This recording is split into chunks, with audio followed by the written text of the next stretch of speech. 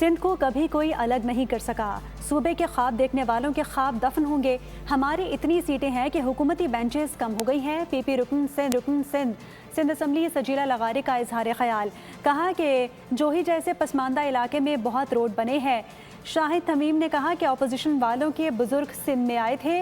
मौजूदा अरकान सब सिंध में पैदा हुए हैं।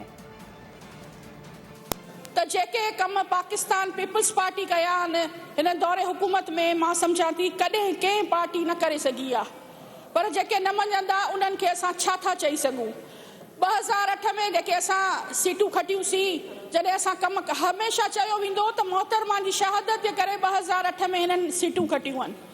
मुंहिंजा दोस्त बि वेठा आहिनि, असांजी अपोजिशन जा बेंचिस जा दोस्त, काफ़ी ॻाल्हियूं थियूं आहिनि।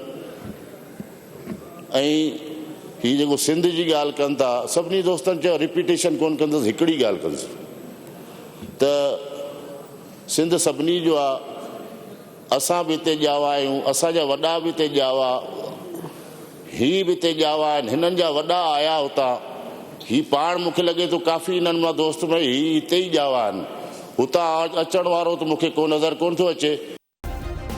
सब्सक्राइब करें और बेल दबाएं ताकि कोई खबर रह न जाए।